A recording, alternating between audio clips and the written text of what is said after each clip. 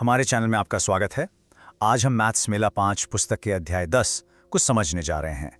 चलिए शुरू करते हैं। तो चलिए मिलवाते हैं आपको प्रेम और मनु से। ये दोनों ना अपनी दोस्त लाली के जन्मदिन की पार्टी के लिए सजावट करने में लगे हैं। वो एक हैप्पी बर्थडे का साइन बना रहे हैं, पर अरे उनके अक्षर तो ठीक से कट ही नहीं पा रहे हैं। आप देख सकते हैं उन्हें अपने अक्षरों को साफ सुथरा और एकदम एक जैसा बनाने में कितनी मुश्किल हो रही है। लेकिन तभी उन्हें स्कूल में सीखी हुई एक बहुत ही मजेदार तरकीब याद आ जाती है। और उन्हें याद आता है कि वो अपने काम को आसान और एकदम परफेक्ट बनाने के लिए सिमेट्री यानी कि समरूपता का इस्तेमाल कर सकते हैं। पर ये सिमेट्री आखिर है क्या भला? ठीक है, तो चलिए इस जादू को जरा समझते हैं। पहली तरह की सिमेट्री जो है ना, वो कुछ एक जादुई आईने की रेखा का इस्तेमाल करने जैसी है। इसे कहते हैं रिफ्लेक्शन सिमेट्री, और ये एक ऐसी लाइन पर आधारित है जो किसी भी आकार को दो बिल्कुल एक जैसे हूबहू दिखने वाले हिस्सों में बांट देती है, ठीक वैसे ही जैसे आईने में दिखता है ना। तो चलिए देखते हैं कि प्रेम और मनु ने इसी तरकीब से एक परफेक्ट ए अक्षर कैसे बनाया। उन्होंने बस एक कागज को आधा मोड़ा, उस मोड़ के साथ साथ एक आधा हिस्सा बनाया, उसे काटा और जब खोला तो क्या मिला? एक एकदम परफेक्ट ए तैयार था।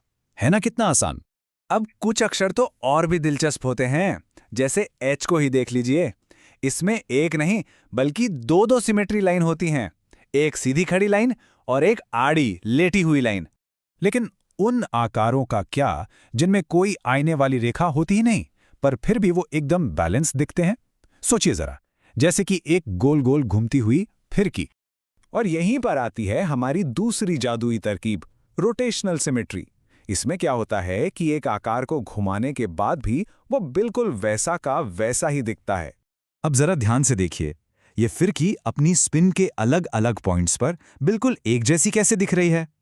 आप चाहे इसे चौथाई घुमाएं या आधा या फिर 3/4, ये हर बार एक जैसी ही तो नजर आ रही है।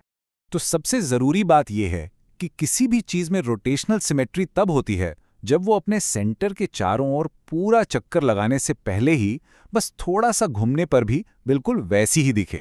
और जानते हैं क्या, हमारा अक्षर एच फिर से मैदान में है।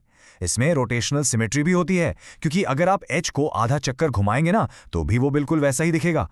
कमाल है। ठीक है, अब जब हम ये दो तरह की सिमेट्री समझ ही गए हैं, तो चलिए देखते हैं कि असली दुनिया में इनसे कितनी सुंदर कला बनाई जाती है। जैसे राजस्थान में वहां के कारीगर कपड़े पर अद्भुत पैटर्न बनाने के लिए ब्लॉक प्रिंटिंग नाम की एक तकनीक का इस्तेमाल करते हैं। ये एक बहुत पुरानी पारंपरिक कला है जो अपने सुंदर पैटर्न और चमकीले रंगों के लिए जानी जाती है। और पता है इस कला की शुरुआत कहां से होती है? एक हाथ से तराशे हुए लकड़ी के ब्लॉक से।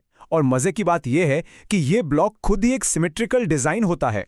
कलाकार बस इसी एक ब्लॉक को बार बार स्टैम्प करते हैं और घुमाते जाते हैं, और इस तरह से वे इतने मुश्किल और सुंदर प्रिंट बना लेते हैं। है ना कमाल की बात? और ये हमें बहुत अच्छे से दिखाता है कि कैसे एक साधारण सा सिमेट्रिकल आकार एक बड़े और खूबसूरत डिजाइन की नींव बन सकता है। जो लकड़ी का ब्लॉक होता है उसमें अक्सर रिफ्लेक्शन सिमेट्री होती है, और जो आखिरी पैटर्न बनता है वो रोटेशनल सिमेट्री का इस्तेमाल करके बनाया जाता है। तो हमने अक्षरों में और कला में सिमेट्री तो देख ली।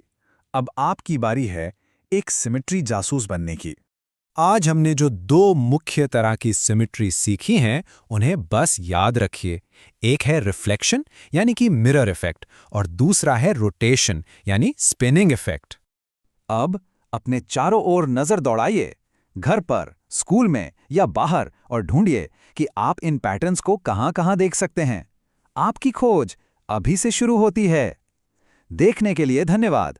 हमारे चैनल को लाइक, शेयर और सब्सक्राइब करना न भूलें।